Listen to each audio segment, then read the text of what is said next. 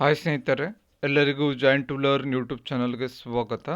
ಇವತ್ತಿನ ಒಂದು ಕ್ಲಾಸ್ನಲ್ಲಿ 2021ರ ಸಿವಿಲ್ PSI ಹುದ್ದೆಗಳ ಪರೀಕ್ಷಾ ಸರಣಿಯ ಭಾಗವಾಗಿ ಪರೀಕ್ಷೆ ಸಂಖ್ಯೆ 14 ಟೆಸ್ಟ್ 14 ಬಗ್ಗೆ ಇವತ್ತಿನ ಒಂದು ಸೆಷನ್ನಲ್ಲಿ ಡಿಸ್ಕಷನ್ ಮಾಡೋಣ. ಆಲ್ರೆಡಿ ಈ ಒಂದು ಸಿರೀಸ್ನ 13 ಟೆಸ್ಟ್ಗಳನ್ನು ಅಪ್ಲೋಡ್ ಮಾಡಿದ್ದೇವೆ. ಸೊ ಯಾರಾದರೂ ಫ್ರೆಶ್ ವ್ಯೂವರ್ಸ್ ಇದ್ದು ಹಳೆಯ ಟೆಸ್ಟ್ಗಳನ್ನು ನೋಡಿರಲಿಲ್ಲ ಅಂತಂದರೆ ಕೆಳಗಡೆ ಡಿಸ್ಕ್ರಿಪ್ಷನಲ್ಲಿ ಲಿಂಕನ್ನು ಕೊಟ್ಟಿರ್ತೀವಿ. ಹಾಗೆ ಮೇಲ್ಗಡೆ ಐ ಬಟನಲ್ಲೂ ಕೂಡ ಲಿಂಕ್ ಇದೆ. ಹಾಗೆ ನಮ್ಮ ಒಂದು YouTube channel Joint to Learn YouTube ಚಾನಲ್ನಲ್ಲಿ ಸಪರೇಟ್ ಪ್ಲೇಲಿಸ್ಟ್ ಸೆಕ್ಷನ್ ಇದೆ, ಸಿವಿಲ್ PSI ಟೆಸ್ಟ್ ಸೀರೀಸ್ ಅಂತ. ಅಲ್ಲೂ ಕೂಡ ವಿಸಿಟ್ ಮಾಡಿ ಎಲ್ಲ ಟೆಸ್ಟ್ಗಳನ್ನು ಸೀಕ್ವೆನ್ಸ್ ಆಗಿ ನೋಡಿ ಅಂತ ಹೇಳ್ತಾ ಕ್ಲಾಸನ್ನು ಸ್ಟಾರ್ಟ್ ಮಾಡೋಣ. ಹಾಗೆ 850 ರುಪೀಸ್ಗೆ ಸಿವಿಲ್ PSI ಕೋರ್ಸನ್ನು ಕೂಡ ಲಾಂಚ್ ಮಾಡಿದ್ದೇವೆ. ವೈಯಕ್ತಿಕ ಮಾರ್ಗದರ್ಶನ, PDF ನೋಟ್ಸ್, ಪರೀಕ್ಷೆಗಳ ಒಂದು PDF, ಪ್ರತಿ ಭಾನುವಾರ ಎಸ್ಸೆ ಟ್ರಾನ್ಸ್ಲೇಷನ್ ಡಿಸ್ಕಷನ್ ಅವೈಲೇಬಲ್ ಇರುತ್ತೆ. ಹೆಚ್ಚಿನ ಮಾಹಿತಿಗಾಗಿ 7795014409ಗೆ ಕಾಂಟ್ಯಾಕ್ಟ್ ಕೂಡ ಮಾಡ್ಬೋದು. ಹಾಗೆ ಕೆಲವೊಬ್ರು ಕೇಳ್ತಾ ಇದ್ದಾರೆ, ನೀವು ಎಸ್ಸೆಯನ್ನು ವ್ಯಾಲ್ಯೂಯೇಷನ್ ಮಾಡಿ ಕೊಡ್ತೀರಾ ಅಂತ. ಸೊ ಯಾರು ಪೇಯ್ಡ್ ಗ್ರೂಪ್ಗೆ ಜಾಯ್ನ್ ಆಗ್ತಾರೆ ಅವರ ಒಂದು ಎಸ್ಸೇಸ್ಗಳನ್ನು ಸ್ಕ್ಯಾನ್ ಮಾಡಿಬಿಟ್ಟು ಕಳಿಸಿದರೆ, ಬರೆದು ಸ್ಕ್ಯಾನ್ ಮಾಡಿ ಕಳಿಸಿದರೆ ವ್ಯಾಲ್ಯೂಯೇಷನ್ ಮಾಡಿ ಫೀಡ್ಬ್ಯಾಕನ್ನು ಕೂಡ ಕೊಡ್ತೀವಿ ಅಂತ ಹೇಳ್ತಾ ಪ್ರಥಮ ಪ್ರಶ್ನೆಯನ್ನು ನೋಡೋಣ. ಶೈಕ್ಷಣಿಕ ಸ್ಥಿತಿ ವಾರ್ಷಿಕ ವರದಿಯ ಪ್ರಕಾರ ಸರ್ಕಾರಿ ಮತ್ತು ಖಾಸಗಿ ಶಾಲೆಗಳಲ್ಲಿ ಕಲಿಯುವ ಶೇಕಡಾ ಎಷ್ಟು ಮಂದಿ ವಿದ್ಯಾರ್ಥಿಗಳಲ್ಲಿ ಸ್ಮಾರ್ಟ್ ಫೋನ್ ಬಳಕೆದಾರರಿದ್ದಾರೆ ಅಥವಾ ಸ್ಮಾರ್ಟ್ ಫೋನ್ ಇದೆ ಅಂತ ಪ್ರಶ್ನೆಯನ್ನು ಕೇಳಿದ್ದಾರೆ. ಸೊ ಸರಿಯಾದ ಉತ್ತರ ಏನಾಗುತ್ತೆ ಅಂತ ನೋಡೋದಾದರೆ ಮೊದಲು ಆಯ್ಕೆಗಳನ್ನು ನೋಡೋಣ. ಆಯ್ಕೆ 36.5%, 61.8%, 55.6%, 48.5%. ಸರಿಯಾದ ಉತ್ತರ ಏನು ಅಂದರೆ ಆಯ್ಕೆ 2, 61.8%. ಶೈಕ್ಷಣಿಕ ಸ್ಥಿತಿ ಮತ್ತು ವಾರ್ಷಿಕ ವರದಿ, ಈ ವರದಿ ಹೆಸರನ್ನು ನೆನಪಿಟ್ಕೊಳ್ಳಿ. ಶೈಕ್ಷಣಿಕ ಸ್ಥಿತಿ ಮತ್ತು ವಾರ್ಷಿಕ ವರದಿಯ ಪ್ರಕಾರ ಸರ್ಕಾರಿ ಮತ್ತು ಖಾಸಗಿ ಶಾಲೆಗಳಲ್ಲಿ ಕಲಿಯುವ ಶೇಕಡಾ 61.8% ವಿದ್ಯಾರ್ಥಿಗಳಲ್ಲಿ ಸ್ಮಾರ್ಟ್ ಫೋನ್ ಇದೆ. ಸೊ ಇವತ್ತು ಲಾಕ್ಡೌನ್ ಆದಮೇಲೆ ಏನು ಒಂದು ಆನ್ಲೈನ್ ಕ್ಲಾಸಸ್ ಏನು ನಡೀತಾ ಇದೆ, ಆವಾಗಿನಿಂದ ಈ ಒಂದು ಪ್ರಮಾಣ ಇಷ್ಟು 61.8ಕ್ಕೆ ಏರಿದೆ. ಮುಂಚೆ ಇಷ್ಟೊಂದು ಇರಲಿಲ್ಲ. 2018ರಲ್ಲಿ ಎಷ್ಟಿತ್ತು ಅಂತಂದರೆ 36.5% ಇತ್ತು. 36.5% ಇತ್ತು. ಲಾಕ್ಡೌನ್ ಆದಮೇಲೆ 61.8% ಆಗಿದೆ. ಆಲ್ಮೋಸ್ಟ್ 50% ಇನ್ಕ್ರೀಸ್ ಆಗಿದೆ. ಯಾವುದರಲ್ಲಿ? ಸ್ಮಾರ್ಟ್ಫೋನ್ ಬಳಕೆದಾರರ ಒಂದು ಸಂಖ್ಯೆಯಲ್ಲಿ 61.8% ಇನ್ಕ್ರೀಸ್ ಆಗಿದೆ. ಆನ್ಲೈನ್ ಶಿಕ್ಷಣದ ಸರಿಯಾದ ಬಳಕೆ ಗ್ರಾಮೀಣ ಮತ್ತು ನಗರ, ಹೆಣ್ಣು ಮತ್ತು ಗಂಡು, ವಯಸ್ಸು ಮತ್ತು ಆದಾಯ ವರ್ಗಗಳ ನಡುವೆ ಇರುವ ಒಂದು ಡಿಜಿಟಲ್ ಅಂತರವನ್ನು ಕೂಡ ತಗ್ಗಿಸ್ತಾ ಇದೆ. ಕೋವಿಡ್ ಸಮಯದಲ್ಲಿ ಪ್ರಾರಂಭವಾದ PME ವಿದ್ಯಾ ಕಾರ್ಯಕ್ರಮದಲ್ಲಿ 1.5 ಕೋಟಿ ವಿದ್ಯಾರ್ಥಿಗಳು ನೋಂದಣಿಯನ್ನು ಕೂಡ ಮಾಡಿಕೊಂಡಿದ್ದಾರೆ. ಪ್ರಸ್ತುತ ಭಾರತ ಸರ್ಕಾರದ ಮುಖ್ಯ ಆರ್ಥಿಕ ಸಲಹೆಗಾರರು ಯಾರು ಅಂತ ಪ್ರಶ್ನೆ ಕೇಳಿದ್ದಾರೆ. ಆಯ್ಕೆಗಳು ನೋಡೋಣ. ಕೃಷ್ಣಮೂರ್ತಿ ವಿ ಸುಬ್ರಮಣಿಯನ್, ಶಕ್ತಿಕಾಂತ್ ದಾಸ್, ಅರವಿಂದ್ ಸುಬ್ರಮಣಿಯನ್ ಯಾರೂ ಅಲ್ಲ. ಸರಿಯಾದ ಉತ್ತರ ಏನಾಗುತ್ತೆ ಅಂದರೆ ಕೃಷ್ಣಮೂರ್ತಿ ವಿ ಸುಬ್ರಮಣಿಯನ್ ಇವರು ಭಾರತ ಸರ್ಕಾರದ ಮುಖ್ಯ ಆರ್ಥಿಕ ಸಲಹೆಗಾರರಾಗಿದ್ದಾರೆ. ಅದೇ ರೀತಿ ಶಕ್ತಿಕಾಂತ್ ದಾಸ್ ರವರು RBI ಗವರ್ನರ್ ಆಗಿರ್ತಾರೆ. RBI reserve bank of India ಸ್ಥಾಪನೆಯಾಗಿದ್ದು ಒಂದು ಹಿಲ್ಟನ್ ಯಂಗ್ ಸಮಿತಿಯ ಒಂದು ಆಧಾರದ ಮೇಲೆ, ಹಾಗೆ NABARD, national bank of agriculture and rural development, ಆ ಒಂದು ಬ್ಯಾಂಕ್ ಸ್ಥಾಪನೆಯಾಗಿದ್ದು ಶಿವರಾಮನ್ ಸಮಿತಿಯ ಒಂದು ರೆಕಮೆಂಡೇಶನ್ ಮೇಲೆ. ಶಿವರಾಮನ್ ಸಮಿತಿ ಎರಡನ್ನ ಕೂಡ ನೆನ್ಪಿಟ್ಕೊಳ್ಳಿ. RBI ಸ್ಥಾಪನೆಯಾಗಿದ್ದು ಹಿಲ್ಟನ್ ಯಂಗ್ ಸಮಿತಿಯ ಒಂದು ರೆಕಮೆಂಡೇಶನ್ ಮೇಲೆ, ಹಾಗೆ NABARD, national bank of agriculture and rural development ಸ್ಥಾಪನೆಯಾಗಿದ್ದು ಶಿವರಾಮನ್ ಒಂದು ರೆಕಮೆಂಡೇಶನ್ ಮೇಲೆ, ಅವರ ಒಂದು ಸಮಿತಿಯ ಒಂದು ರೆಕಮೆಂಡೇಶನ್ ಮೇಲೆ. ದೇಶದ ಒಟ್ಟು ರೈತರಲ್ಲಿ ಸಣ್ಣ ಮತ್ತು ಮಧ್ಯಮ ರೈತರ ಪ್ರಮಾಣ ಎಷ್ಟು ಅಂತ ಪ್ರಶ್ನೆ ಕೇಳಿದ್ದಾರೆ. ಸೊ ಪ್ರಸ್ತುತ ಭಾರತ ದೇಶದಲ್ಲಿ ಇರುವಂತಹ ಒಟ್ಟು ರೈತರಲ್ಲಿ ಸಣ್ಣ ಮತ್ತು ಮಧ್ಯಮ ರೈತರ ಪ್ರಮಾಣ ಎಷ್ಟು? ಸೊ ರೈತರು ತುಂಬ ನ್ಯೂಸಲ್ಲಿದ್ದಾರೆ. ಎಸ್ಪೆಷಲಿ ಅಲ್ಲಿ ದೆಹಲಿಯ ಒಂದು ದೆಹಲಿಯ ಒಂದು ಸಿಂಘು ಗಡಿಯಲ್ಲಿ 3 ಕೃಷಿ ಕಾಯ್ದೆಗಳ ವಿರುದ್ಧ ಒಂದು ಪ್ರತಿಭಟನೆ ಮಾಡ್ತಾ ಇದ್ದಾರೆ. ಸೊ ಇತ್ತೀಚೆಗೆ ಗಣರಾಜ್ಯೋತ್ಸವ ದಿನದಂದು ಕೂಡ ಒಂದು ಟ್ರ್ಯಾಕ್ಟರ್ ರ್ಯಾಲಿಯನ್ನು ಕೂಡ ಮಾಡಿದ್ರು. ಟ್ರ್ಯಾಕ್ಟರ್ ರ್ಯಾಲಿಯನ್ನು ಕೂಡ ಮಾಡಿ ದೆಹಲಿಯನ್ನು ಒಂದು ಎಂಟ್ರಿ ಮಾಡಿ ಒಂದು ಗಲಭೆಯನ್ನು ಕೂಡ ಆಗಿತ್ತು. ಸೊ ಅದೊಂದು ನ್ಯೂಸಲ್ಲಿದೆ. ಸೊ ಆ ಕಾರಣಕ್ಕಾಗಿ ದೇಶದ ಒಟ್ಟು ರೈತರಲ್ಲಿ ಸಣ್ಣ ಮತ್ತು ಮಧ್ಯಮ ರೈತರ ಪ್ರಮಾಣ ಎಷ್ಟು ಅಂತ ಕೇಳಿದ್ದಾರೆ. ಆಯ್ಕೆಗಳನ್ನು ನೋಡೋಣ. 85%, 75%, 65% ಹಾಗೂ 83%. ಸರಿಯಾದ ಉತ್ತರ ಏನು? 85% ಸರಿಯಾದ ಉತ್ತರ ಆಗುತ್ತೆ. ದೇಶದ ಒಟ್ಟು ರೈತರಲ್ಲಿ ಸಣ್ಣ ಮತ್ತು ಮಧ್ಯಮ ರೈತರ ಪ್ರಮಾಣ 85ರಷ್ಟಿದೆ. ವಿವಾದ ಸೃಷ್ಟಿಸಿರುವ 3 ಕೃಷಿ ಕಾಯ್ದೆಗಳು ಮುಕ್ತ ಮಾರುಕಟ್ಟೆಯ ಹೊಸ ಯುಗವನ್ನು ಆರಂಭಿಸಲಿವೆ ಮತ್ತು ಸಣ್ಣ ಮತ್ತು ಮಧ್ಯಮ ರೈತರ ಜೀವನ ಮಟ್ಟ ಸುಧಾರಣೆ ಮಾಡಲಿದೆ ಅಂತ ಹೇಳಿ ಆರ್ಥಿಕ ಸಮೀಕ್ಷೆಯಲ್ಲಿ ಸಮರ್ಥಿಸಿಕೊಳ್ಳಲಾಗಿದೆ.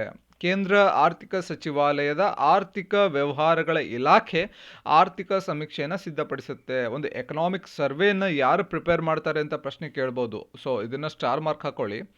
ಆರ್ಥಿಕ ಸಚಿವಾಲಯ ಏನಿದೆ ಅಲ್ವಾ, ಅದರ ಒಂದು ಆರ್ಥಿಕ ವ್ಯವಹಾರಗಳ ಇಲಾಖೆ ಆರ್ಥಿಕ ಸಮೀಕ್ಷೆಯನ್ನು ಸಿದ್ಧಪಡಿಸುತ್ತೆ. ಪ್ರಸ್ತುತ 80 ಕೋಟಿ ಜನ ಪಡಿತರ ಅಂಗಡಿಗಳ ಮೂಲಕ ಆಹಾರ ಧಾನ್ಯಗಳನ್ನು ಪಡಿತಾ ಇದ್ದಾರೆ. ಭಾರತದಲ್ಲಿ 80 ಕೋಟಿ ಜನ, 130 ಕೋಟಿಗಿಂತ ಹೆಚ್ಚು ಜನಸಂಖ್ಯೆ ಇರುವಂಥ ಒಂದು ಭಾರತದಲ್ಲಿ 80 ಕೋಟಿಗಿಂತ ಅಧಿಕ ಜನ ಪಡಿತರ ಅಂಗಡಿಗಳ ಮೂಲಕ ಆಹಾರ ಧಾನ್ಯಗಳನ್ನು ಪಡಿತಾ ಇದ್ದಾರೆ. ಬೀದರ್ನಲ್ಲಿ ಮದರಸಾ ಎಂಬ ವಿಶ್ವವಿದ್ಯಾಲಯವನ್ನು ಯಾರು ಸ್ಥಾಪಿಸಿದರು ಅಂತ ಪ್ರಶ್ನೆ ಕೇಳಿದ್ದಾರೆ. ಆಯ್ಕೆಗಳನ್ನು ನೋಡೋಣ. ಮೊಹಮ್ಮದ್ ಗವಾನ್, ಅಲ್ಲಾವುದ್ದೀನ್ ಹಸನ್ ಗಂಗು, ಬಹಮನ್ ಶಾ, ತಾಜುದ್ದೀನ್ ಫಿರೋಜ್ ಶಾ, ಯಾರೂ ಅಲ್ಲ. ಸರಿಯಾದ ಉತ್ತರ ಏನು? ಆಯ್ಕೆ 1 ಮೊಹಮ್ಮದ್ ಗವಾನ್ ಬೀದರ್ನಲ್ಲಿ ಮದರಸಾವನ್ನು ಸ್ಥಾಪನೆ ಮಾಡ್ತಾನೆ. ಸೊ ಬೀದರ್ ಬಗ್ಗೆ ಹೇಳೋದಾದರೆ, ಸೊ ಬೀದರ್ನಲ್ಲಿ ಹಲವಾರು ಪ್ರೇಕ್ಷಣೀಯ ಸ್ಥಳಗಳಿವೆ. ಬೀದರ್ನಲ್ಲಿ ಸಿಖ್ಖರ ಒಂದು ಪವಿತ್ರ ಮಂದಿರ ಕೂಡ ಇದೆ. ಒಂದು ಸಿಖ್ಖರ ಒಂದು ಪವಿತ್ರ ಗುರುನಾನಕ್ ಜರಾ ಅಂತ ಕರಿತೀವಿ, ಅಥವಾ ನಾನಕ್ ಜರಾ ಅಂತ ಕೂಡ ಕರಿತೀವಿ. ಗುರುನಾನಕರ ಒಂದು ಮಂದಿರ ಇದೆ. ಹಾಗೆ ಬೀದರ್ನಲ್ಲಿ ಒಂದು ಫೋರ್ಟ್ ಇದೆ. ಬೀದರ್ನ ಒಂದು ಕೋಟೆ ಅಂತ ತುಂಬ ಫೇಮಸ್ ಆದಂಥ ಒಂದು ಫೋರ್ಟ್ ಇದೆ. ಬೀದರ್ನ ಫೇಮಸ್ ಕಲೆ ಕೂಡ ಇದೆ ಒಂದು, ಅದಕ್ಕೆ ಬಿದರಿ ಕಲೆ ಅಂತ ಕೂಡ ಕರಿತೀವಿ. ಬಿದರಿ ಕಲೆ, ಅದನ್ನು ಕೂಡ ನೆನ್ಪಿಟ್ಕೊಳ್ಳಿ. ಬೀದರ್ನ ಬಿದರಿ ಕಲೆ, ಸೊ ಅದೊಂದು ಜಿಯೋಗ್ರಫಿಕಲ್ ಫೇಮಸ್. ಅಂದರೆ ಆ ಒಂದು ಪ್ರದೇಶಕ್ಕೆ ಸೀಮಿತವಾಗಿ ಒಂದು ವಾಸ್ತವದಲ್ಲಿ ಆ ಒಂದು ಪ್ರದೇಶದ ಒಂದು ಕನ್ನಡಿ ಇದ್ದಂತೆ. ಯಾಕಂದರೆ ಬಿದರಿ ಕಲೆ ಅನ್ನೋದು ಬೀದರ್ಗೆ ಫೇಮಸ್. ಅದು ಪ್ರತಿಯೊಂದು ಯಾವ ರೀತಿ ನಾವು ಮೈಸೂರು ಸಿಲ್ಕ್ ಅಥವಾ ಮೈಸೂರು ಮಲ್ಲಿಗೆ ಯಾವ ರೀತಿ ಫೇಮಸ್ಸು, ಆ ರೀತಿ ಬೀದರ್ಗೆ ಬಿದರಿ ಕಲೆ. ಸೊ ಮೊಹಮ್ಮದ್ ಗವಾನ್ ದಖನಿ ಭಾಷೆಯನ್ನು ಪರಿಚಯಿಸಿದ್ದು, ಮುಂದೆ ಅದು ಉರ್ದು ಭಾಷೆ ಆಗುತ್ತೆ. ಮೊಹಮ್ಮದ್ ಗವಾನ್ ಮೊದಲು ದಖನಿ ಭಾಷೆಯನ್ನು ಪರಿಚಯ ಮಾಡ್ತಾನೆ, ಅದೇ ಮುಂದೆ ಉರ್ದು ಭಾಷೆ ಆಗುತ್ತೆ. ಜಾಮಿ ಮಸೀದಿ ಮೊಹಮ್ಮದ್ ಶಾನ ರಚನೆಯಾಗಿದೆ. ಅಲ್ಲಾವುದ್ದೀನ್ ಹಸನ್ ಗಂಗು ಬಹಮನ್ ಶಾ ಬಹಮನಿ ಸಾಮ್ರಾಜ್ಯದ ಸ್ಥಾಪಕ. ಈ ಪಾಯಿಂಟನ್ನು ಸ್ಟಾರ್ ಮಾರ್ಕ್ ಹಾಕೊಳ್ಳಿ. ಯಾರು ಬಹಮನಿ ಸಾಮ್ರಾಜ್ಯದ ಸ್ಥಾಪಕರು ಅಂತ ಕೇಳ್ತಾರೆ? ಅಲ್ಲಾವುದ್ದೀನ್ ಹಸನ್ ಗಂಗು ಬಹಮನ್ ಶಾ. ಈ ಒಂದು ಬಹಮನಿ ಸಾಮ್ರಾಜ್ಯ ಮುಂದೆ 5 ಭಾಗಗಳಾಗಿ ಅದು ಒಡೆದು ಹೋಗುತ್ತೆ. ಅದರಲ್ಲಿ ಬೀದರ್ನ ಬರಿಶಾಹಿ ಆಗಿರ್ಬೋದು ಅಥವಾ ಆದಿಲ್ಶಾಹಿಗಳಾಗಿರ್ಬೋದು, ಹೀಗೆ 5 ಭಾಗಗಳಾಗಿ ಒಡೆದು ಹೋಗುತ್ತೆ. ಅದನ್ನು ಆಲ್ರೆಡಿ ಪ್ರೀವಿಯಸ್ ಟೆಸ್ಟಲ್ಲಿ ನಾನು ಡಿಸ್ಕಸ್ ಮಾಡಿದ್ದೇನೆ. ಕೆಳಗಿನವುಗಳಲ್ಲಿ ಯಾವುದು ಸರಿಯಾಗಿದೆ ಅಂತ ಪ್ರಶ್ನೆ ಕೇಳಿದ್ದಾರೆ. ಲೋಕ್ ನಾಯಕ್ ಎಂದು ಜಯಪ್ರಕಾಶ್ ನಾರಾಯಣ್ ಅವರಿಗೆ ಕರೆಯುತ್ತೇವೆ. ಲೋಕ್ ಹಿತವಾದಿ ಎಂದು ಗೋಪಾಲ್ ಹರಿ ದೇಶ್ಮುಖ್ ಅವರಿಗೆ ಕರೆಯುತ್ತೇವೆ. ಲೋಕ್ ಮಾನ್ಯ ಎಂದು ಬಾಲಗಂಗಾಧರ್ ತಿಲಕ್ ಅವರಿಗೆ ಕರೆಯುತ್ತೇವೆ. ಮೇಲಿನ ಎಲ್ಲವೂ ಸರಿ. ಸರಿಯಾದ ಉತ್ತರ ಮೇಲಿನ ಎಲ್ಲವೂ ಸರಿಯಾಗುತ್ತೆ. ಲೋಕ ನಾಯಕ್ ಅಂತ ಹೇಳಿ ಜಯಪ್ರಕಾಶ್ ನಾರಾಯಣ್ ರವರಿಗೆ ನಾವು ಕರಿತೀವಿ. ಲೋಕ ಹಿತವಾದಿ ಅಂತ ಹೇಳಿ ಗೋಪಾಲ್ ಹರಿ ದೇಶ್ಮುಖ್ ರವರಿಗೆ ನಾವು ಹೇಳ್ತೀವಿ. ಲೋಕ ಮಾನ್ಯ ಎಂದು ಬಾಲಗಂಗಾಧರ್ ತಿಲಕ್ ರವರಿಗೆ ನಾವು ಹೇಳ್ತೀವಿ. ಅದೇ ರೀತಿ ದೇಶ ಬಂಧು ಅಂತ ಯಾರಿಗೆ ಕರಿತೀವಿ? ದೇಶ ಬಂಧು ಅಂತ ಹೇಳಿ ಚಿತ್ತರಂಜನ್ ದಾಸ್ ರವರಿಗೆ ನಾವು ಕರಿತೀವಿ. ಇನ್ನು ಗುರುದೇವ ಅಂತ ಹೇಳಿ ರವೀಂದ್ರನಾಥ್ ಟ್ಯಾಗೂರ್ ರವರಿಗೆ ನಾವು ಕರಿತೀವಿ. ರವೀಂದ್ರನಾಥ್ ಟ್ಯಾಗೂರ್ ರವರು ಜನಗಣಮನವನ್ನು ರಚನೆ ಮಾಡ್ತಾರೆ. ಹಾಗೆ ಅಮರ್ ಸೋನಾರ್ ಬಾಂಗ್ಲಾ ಇದೇನು ಬಾಂಗ್ಲಾದೇಶದ ರಾಷ್ಟ್ರಗೀತೆ, ಇದನ್ನ ಕೂಡ ಯಾರು ರಚನೆ ಮಾಡ್ತಾರೆ? ರವೀಂದ್ರನಾಥ್ ಟ್ಯಾಗೂರ್ ರವರೇ ಇದನ್ನ ಕೂಡ ರಚನೆ ಮಾಡ್ತಾರೆ.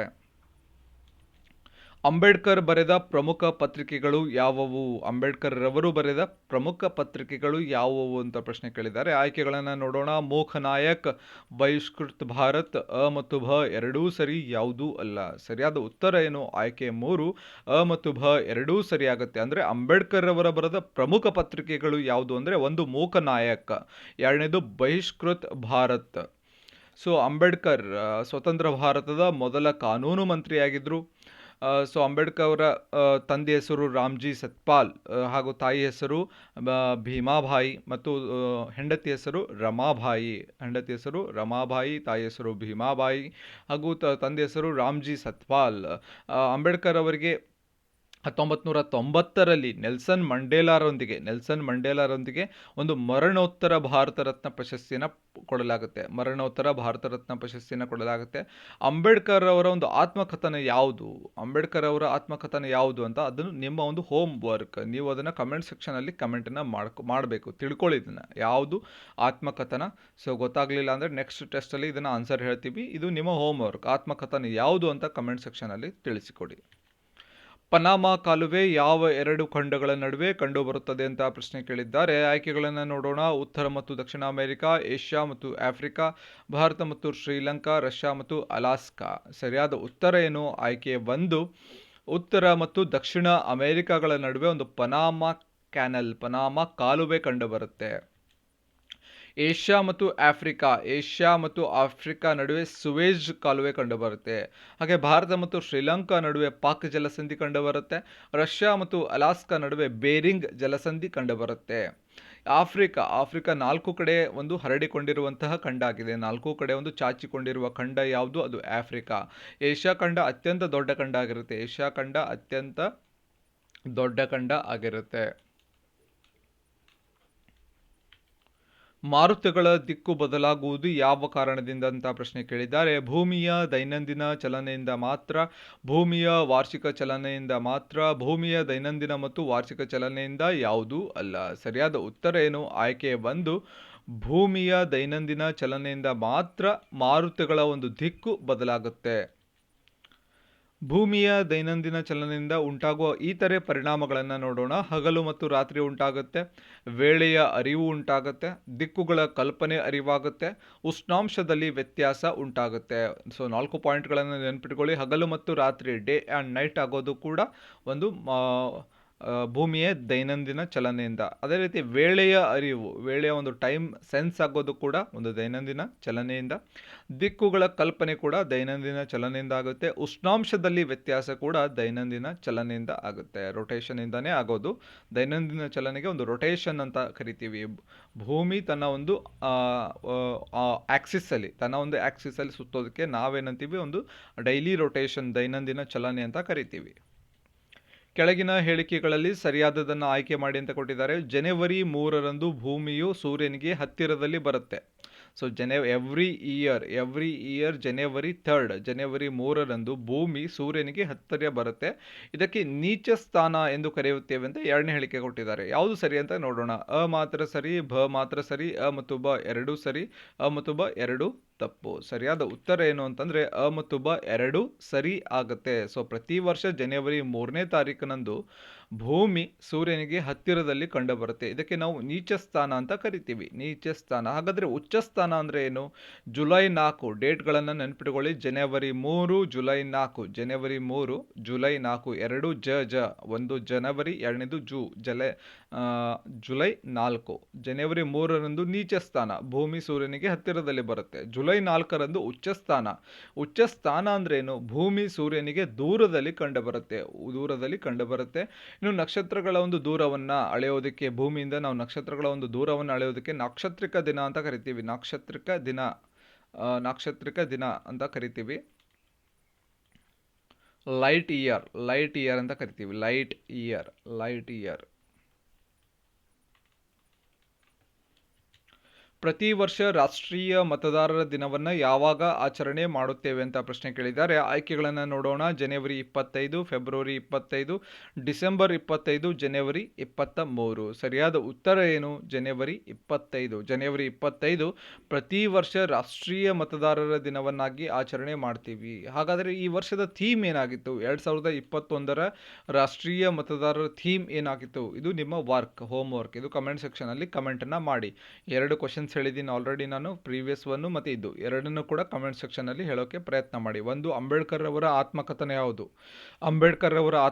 ಯಾವುದು? 2ನೇದ್ದು, ರಾಷ್ಟ್ರೀಯ ಮತದಾರರ ದಿನದ ಥೀಮ್ ಏನಾಗಿತ್ತು 2021ರಲ್ಲಿ? ಎರಡನ್ನ ಕೂಡ ಕಮೆಂಟ್ ಸೆಕ್ಷನಲ್ಲಿ ಕಮೆಂಟನ್ನು ಮಾಡಿ. ನೆಕ್ಸ್ಟ್ ಒಂದು ಟೆಸ್ಟಲ್ಲಿ ಇದರ ಒಂದು ಆನ್ಸರ್ಸ್ ಕೂಡ ಅವೈಲೇಬಲ್ ನಿಮಗೆ ಸಿಗುತ್ತೆ.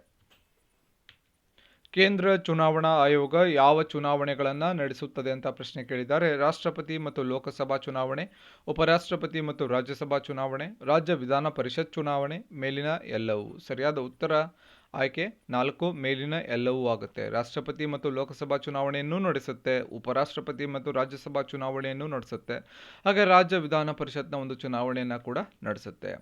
ಕೇಂದ್ರ ಚುನಾವಣಾ ಆಯೋಗದ ಬಗ್ಗೆ ಸಂವಿಧಾನದ 15ನೇ ಭಾಗದ 324ನೇ ವಿಧಿಯಿಂದ 329ನೇ ವಿಧಿಯಲ್ಲಿ ಹೇಳಲಾಗಿದೆ. ಕೆಳಗಿನವುಗಳಲ್ಲಿ ಸರಿಯಾದದನ್ನು ಆಯ್ಕೆ ಮಾಡಿ ಅಂತ ಕೊಟ್ಟಿದ್ದಾರೆ. ಕರ್ನಾಟಕ ವಿಧಾನಸಭೆಯ ಒಟ್ಟು ಸದಸ್ಯರ ಸಂಖ್ಯೆ 225. ಕರ್ನಾಟಕ ವಿಧಾನ ಪರಿಷತ್ನ ಒಟ್ಟು ಸದಸ್ಯರ ಸಂಖ್ಯೆ 75. ಅ ಮತ್ತು ಬ ಎರಡೂ ಸರಿ, ಅ ಮತ್ತು ಭ ಎರಡೂ ತಪ್ಪು. ಸರಿಯಾದ ಉತ್ತರ ಏನು? ಅ ಮತ್ತು ಭ ಎರಡೂ ಸರಿ ಆಗುತ್ತೆ. ಸೊ ಕರ್ನಾಟಕ ವಿಧಾನಸಭೆಯ ಒಟ್ಟು ಸದಸ್ಯರ ಸಂಖ್ಯೆ 225. ಅದೇ ರೀತಿ ಕರ್ನಾಟಕ ವಿಧಾನ ಪರಿಷತ್ನ ಒಟ್ಟು ಸದಸ್ಯರ ಸಂಖ್ಯೆ 75. ವಿಧಾನಸಭೆಗೆ ಸ್ಪರ್ಧಿಸಲು ಕನಿಷ್ಠ ಎಷ್ಟು ವರ್ಷ ವಯಸ್ಸಾಗಿರಬೇಕು? ಕನಿಷ್ಠ 25 ಇಯರ್ಸ್ ಆಗಿರಬೇಕು. ವಿಧಾನ ಪರಿಷತ್ಗೆ ಒಂದು ಪಾರ್ಟಿಸಿಪೇಟ್ ಮಾಡೋಕ್ಕೆ, ಕಂಟೆಸ್ಟೆಂಟ್ಗೆ ಆಗೋಕ್ಕೆ 30 ವರ್ಷ ವಯಸ್ಸಾಗಿರಬೇಕಾಗುತ್ತೆ. ಕನಿಷ್ಠ 30 ಏಜ್ ಆಗಿರಬೇಕಾಗುತ್ತೆ. ಒಬ್ಬ ವೇಗದ ಬೌಲರ್ ಬೌಲಿಂಗ್ ಮಾಡುವಾಗ ಬೌಲಿಂಗ್ ಮಾಡಿದ ನಂತರ ಸ್ವಲ್ಪ ಹೆಜ್ಜೆ ಮುಂದೆ ಹೋಗುತ್ತಾನೆ. ಇದು ನ್ಯೂಟನ್ನಿನ ಯಾವ ನಿಯಮದ ಮೇಲೆ ಅವಲಂಬಿತವಾಗಿದೆ ಅಂತ. ಒಬ್ಬ ಫಾಸ್ಟ್ ಬೌಲರು, ಎಕ್ಸಾಂಪಲ್ ತಗೊಳ್ಳೋಣ. Example Navdeep Saini India's fast bowler. So bowling ಮಾಡುವಾಗ ಸ್ವಲ್ಪ ಹೆಜ್ಜೆ ಮುಂದೆ ಹೋಗ್ತಾನೆ ಅವನು. ಸ್ವಲ್ಪ ಹೆಜ್ಜೆ ಮುಂದೆ ಹೋಗ್ತಾನೆ. ಇದು ನ್ಯೂಟನ್ನಿನ ಯಾವ ನಿಯಮದ ಮೇಲೆ ಅವಲಂಬಿತವಾಗಿದೆ ಅಂತ. ಆಯ್ಕೆಗಳನ್ನು ನೋಡೋಣ. ನ್ಯೂಟನ್ನಿನ 1ನೇ ನಿಯಮ, ನ್ಯೂಟನ್ನಿನ 2ನೇ ನಿಯಮ, ನ್ಯೂಟನ್ನಿನ 3ನೇ ನಿಯಮ, ಯಾವುದೂ ಅಲ್ಲ. ಸರಿಯಾದ ಉತ್ತರ ಏನು? ನ್ಯೂಟನ್ನಿನ 1ನೇ ನಿಯಮದ ಮೇಲೆ ಇದು ಅವಲಂಬಿತವಾಗಿದೆ. ಉದ್ದ ಜಿಗಿತ ಕೂಡ ಇದೇ ನಿಯಮದ ಮೇಲೆ ಅವಲಂಬಿತವಾಗಿದೆ. ಸೊ ಒಂದು ಲಾಂಗ್ ಜಂಪ್ ಅಂತ ಏನು ಕೇಳಿದೀವಲ್ವಾ, ಅಂಜು ಬಾಬಿ ಜಾರ್ಜ್ ಅವರು ಲಾಂಗ್ ಜಂಪ್ನ ಒಂದು ಫೇಮಸ್ ಅಥ್ಲೀಟ್, ಭಾರತದ ಅಥ್ಲೀಟ್. ಸೊ ಅವರು ದೂರಿನಿಂದ ಓಡಿಕೊಂಡು ಬಂದು ಜಿಗಿದಾಗ ಈ ಒಂದು ಕಾನ್ಸೆಪ್ಟ್ ಕೂಡ ನ್ಯೂಟನ್ನಿನ 1ನೇ ನಿಯಮದ ಮೇಲೆ ಕೂಡ ಅವಲಂಬಿತ ಆಗಿರುತ್ತೆ. ಹಲ್ಲಿನ ವೈದ್ಯರು ಯಾವ ದರ್ಪಣ ಬಳಸುತ್ತಾರೆ ಅಂತ. ಡೆಂಟಿಸ್ಟ್ ಯಾವ ಒಂದು ಲೆನ್ಸನ್ನು ಬಳಸ್ತಾರೆ ಅಂತ ಪ್ರಶ್ನೆ ಕೇಳಿದ್ದಾರೆ. ಆಯ್ಕೆಗಳನ್ನು ನೋಡೋಣ. ನಿಮ್ನ ದರ್ಪಣ, ಪೀನ ದರ್ಪಣ, ಸಮತಲ ದರ್ಪಣ, ಯಾವುದೂ ಅಲ್ಲ. ಸರಿಯಾದ ಉತ್ತರ ಏನು ಅಂದರೆ ನಿಮ್ನ ದರ್ಪಣವನ್ನು ಹಲ್ಲಿನ ವೈದ್ಯರು, ಡೆಂಟಿಸ್ಟ್ಗಳು ಬಳಸ್ತಾರೆ. ಸೊ ನಿಮ್ನ ದರ್ಪಣವನ್ನು ಮೈಕ್ರೋಸ್ಕೋಪ್ ಹಾಗೂ ಟೆಲಿಸ್ಕೋಪ್ಗಳಲ್ಲಿ ಕೂಡ ಬಳಸ್ತಾರೆ. ಮೈಕ್ರೋಸ್ಕೋಪ್ ಆಸ್ ವೆಲ್ ಆಸ್ ಟೆಲಿಸ್ಕೋಪ್ಗಳಲ್ಲಿ ಕೂಡ ಬಳಸ್ತಾರೆ. ಇನ್ನು ಪೀನ ದರ್ಪಣವನ್ನು ಹಿನ್ನೋಟದ ಕನ್ನಡಿಯಲ್ಲಿ ಬಳಸ್ತಾರೆ. ಸೋನಾರ್ ಇದರ ವಿಸ್ತೃತ ರೂಪ ಏನು ಅಂತ ಪ್ರಶ್ನೆ ಕೇಳಿದ್ದಾರೆ. ಸೋನಾರ್ ಇದರ ವಿಸ್ತೃತ ರೂಪ. ಆಯ್ಕೆಗಳನ್ನು ನೋಡೋಣ. Sound navigation and ranging, sound navigation radar, sound navigation research, ಯಾವುದೂ ಅಲ್ಲ. ಸರಿಯಾದ ಉತ್ತರ ಏನು? ಆಯ್ಕೆ 1, ಸೌಂಡ್ ನ್ಯಾವಿಗೇಷನ್ ಆ್ಯಂಡ್ ರೇಂಜಿಂಗ್ ಎಂಬುದು ಸೋನಾರ್ನ ವಿಸ್ತೃತ ರೂಪ ಆಗಿರುತ್ತೆ. ನೀರಿನಲ್ಲಿ ಮುಳುಗಿರುವ ವಸ್ತುಗಳ ಆಳ, ವೇಗ ಮತ್ತು ದಿಕ್ಕನ್ನು ಕಂಡುಹಿಡಿಯಲು ಈ ಒಂದು ತಂತ್ರಜ್ಞಾನವನ್ನು ಬಳಸ್ತಾರೆ. ಸಾರ್ಕ್ಗೆ ಸಂಬಂಧಿಸಿದಂತೆ ಕೆಳಗಿನವುಗಳಲ್ಲಿ ಸರಿಯಾದದನ್ನು ಆಯ್ಕೆ ಮಾಡಿ ಅಂತ ಕೊಟ್ಟಿದ್ದಾರೆ. ಸ್ಥಾಪನೆಯಾಗಿದ್ದು 1985ರಲ್ಲಿ. ಸಾರ್ಕ್ನ ಕೇಂದ್ರ ಕಚೇರಿ ಇರುವುದು ನೇಪಾಳದ ಕಠ್ಮಂಡುವಿನಲ್ಲಿ. ಸಾರ್ಕ್ನ ಸದಸ್ಯ ರಾಷ್ಟ್ರಗಳು 8, ಮೇಲಿನ ಎಲ್ಲವೂ ಸರಿ. ಸರಿಯಾದ ಉತ್ತರ ಮೇಲಿನ ಎಲ್ಲವೂ ಸರಿಯಾಗುತ್ತೆ. ಸಾರ್ಕ್ ಸ್ಥಾಪನೆಯಾಗಿದ್ದು 1985ರಲ್ಲಿ, 1985ರಲ್ಲಿ ಸಾರ್ಕ್ ಸ್ಥಾಪನೆ ಆಗುತ್ತೆ. ಸಾರ್ಕ್ನ ವಿಸ್ತೃತ ರೂಪ ಏನು? South Asian association for regional cooperation. ಸಾರ್ಕ್ನ ವಿಸ್ತೃತ ರೂಪ ಏನು? South Asian association for regional cooperation. ಇದು ಸಾರ್ಕ್ನ ವಿಸ್ತೃತ ರೂಪ. ಸದಸ್ಯ ರಾಷ್ಟ್ರಗಳು ಎಷ್ಟು? 8 ಸದಸ್ಯ ರಾಷ್ಟ್ರಗಳು. ಕೇಂದ್ರ ಕಚೇರಿ ನೇಪಾಳದ ಕಠ್ಮಂಡುವಿನಲ್ಲಿ ಕೇಂದ್ರ ಕಚೇರಿ ಇದೆ. ಸೊ 8 ಸದಸ್ಯ ರಾಷ್ಟ್ರಗಳು ಯಾವ್ದು ಒಂದ್ಸಲ ನೋಡ್ಕೊಂಬಿಡಿ. ಭಾರತದ ಸುತ್ತಮುತ್ತ ಯಾವ ದೇಶಗಳು ಕಂಡುಬರುತ್ತೆ ನಮಗೆ? ಭಾರತದ ಸುತ್ತಮುತ್ತ ಯಾವ ದೇಶಗಳು ಕಂಡುಬರುತ್ತೆ ಸ್ವಲ್ಪ ಅಬ್ಸರ್ವ್ ಮಾಡಿ. ಒಂದು ಭಾರತದ ಪಕ್ಕದಲ್ಲಿರುವಂತಹ ಬಾಂಗ್ಲಾದೇಶ ಆಗಿರ್ಬೋದು. ಬಾಂಗ್ಲಾದೇಶ್, ಶ್ರೀಲಂಕಾ, ಪಾಕಿಸ್ತಾನ್, ಅಫ್ಘಾನಿಸ್ತಾನ್, ಮಾಲ್ಡೀವ್ಸ್, ನೇಪಾಳ್, ಭೂತಾನ್. ಸೊ ಎಷ್ಟಾಯಿತು? ಒಂದು ಭಾರತ, ಶ್ರೀಲಂಕಾ, ಪಾಕಿಸ್ತಾನ್, ಬಾಂಗ್ಲಾದೇಶ್, ಅಫ್ಘಾನಿಸ್ತಾನ್, ಮಾಲ್ಡೀವ್ಸ್, ನೇಪಾಳ, ಭೂತಾನ್. ಈ 8 ದೇಶಗಳು ಸದಸ್ಯ ರಾಷ್ಟ್ರಗಳಾಗಿರುತ್ತೆ ಯಾವುದಕ್ಕೆ? ಸಾರ್ಕ್ಗೆ. ತೆರಿಗೆ ದರ ಮತ್ತು ತೆರಿಗೆ ಸಂಗ್ರಹದ ನಡುವಿನ ಸಂಬಂಧವನ್ನು ಯಾವ ರೇಖೆ ತೋರಿಸುತ್ತದೆ ಅಂತ. ತೆರಿಗೆ ದರ ಮತ್ತು ತೆರಿಗೆ ಸಂಗ್ರಹದ ನಡುವಿನ ಸಂಬಂಧವನ್ನು ಯಾವ ರೇಖೆ ತೋರಿಸುತ್ತದೆ ಅಂತ.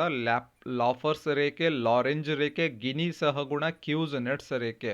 ಸರಿಯಾದ ಉತ್ತರ ಲಾಫರ್ಸ್ ರೇಖೆ ಆಗುತ್ತೆ. ಲಾಫರ್ಸ್ ರೇಖೆ ತೆರಿಗೆ ದರ ಹಾಗೂ ತೆರಿಗೆ ಸಂಗ್ರಹದ ನಡುವಿನ ಒಂದು ಸಂಬಂಧವನ್ನು ತೋರಿಸುತ್ತೆ.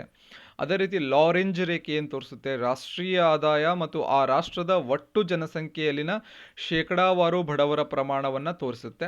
ಇನ್ನು ಗಿನಿ ಸಹಗುಣ ಇದು ರಾಷ್ಟ್ರದ ಜನಸಂಖ್ಯೆ ಮತ್ತು ತಲಾ ಆದಾಯವನ್ನು ಕುರಿತು ವಿವರಿಸುತ್ತೆ. ರಾಷ್ಟ್ರದ ಜನಸಂಖ್ಯೆ ಮತ್ತು ತಲಾ ಆದಾಯವನ್ನು. ಕ್ಯೂಸ್ ನೆಟ್ಸ್ ರೇಖೆ ಏನು ಮಾಡುತ್ತೆ? ಸಮಾನತೆ ಮತ್ತು ತಲಾ ಆದಾಯ. ಕ್ಯೂಸ್ ನೆಟ್ಸ್ ರೇಖೆ ಯಾವುದು? ಸಮಾನತೆ ಮತ್ತು ತಲಾ ಆದಾಯದ ಹಂಚಿಕೆಯನ್ನು ಕುರಿತು ತಿಳಿಸುತ್ತೆ. ನಬಾರ್ಡ್ ಸ್ಥಾಪನೆಯಾಗಿದ್ದು ಯಾವ ಸಮಿತಿಯ ಶಿಫಾರಸಿನ ಮೇರೆಗೆ ಅಂತ ಪ್ರಶ್ನೆ ಕೇಳಿದ್ದಾರೆ. ಆಯ್ಕೆಗಳನ್ನು ನೋಡೋಣ. ಹಿಲ್ಟನ್ ಯಂಗ್ ಸಮಿತಿ, ಶಿವರಾಮನ್ ಸಮಿತಿ, ನಂಜುಂಡಪ್ಪ ವರದಿ, ಮಲ್ಹೋತ್ರಾ ಸಮಿತಿ. ಸರಿಯಾದ ಉತ್ತರ ಏನು? ಆಯ್ಕೆ 2 ಶಿವರಾಮನ್ ಸಮಿತಿಯವರ ಒಂದು ರೆಕಮೆಂಡೇಶನ್ ಮೇಲೆ NABARD, national bank of agriculture and rural development ಸ್ಥಾಪನೆ ಆಗುತ್ತೆ. ಇದರ ಕೇಂದ್ರ ಕಚೇರಿ ಇರೋದು ಬಾಂಬೆಯಲ್ಲಿ. ಬಾಂಬೆಯಲ್ಲಿ ಇದರ ಕೇಂದ್ರ ಕಚೇರಿ ಇದೆ, ಅಥವಾ ಮುಂಬೈಲಿ ಇದರ ಕೇಂದ್ರ ಕಚೇರಿ ಬರುತ್ತೆ. ನಂಜುಂಡಪ್ಪ ವರದಿ ಏನು ಹೇಳುತ್ತೆ ಅಂದರೆ ಪ್ರಾದೇಶಿಕ ಅಸಮಾನತೆಯ ಬಗ್ಗೆ ಹೇಳುತ್ತೆ. ಮಲ್ಹೋತ್ರಾ ಸಮಿತಿ ವಿಮಾ ಕ್ಷೇತ್ರದ ಒಂದು ಸುಧಾರಣೆ ಬಗ್ಗೆ ಹೇಳುತ್ತೆ.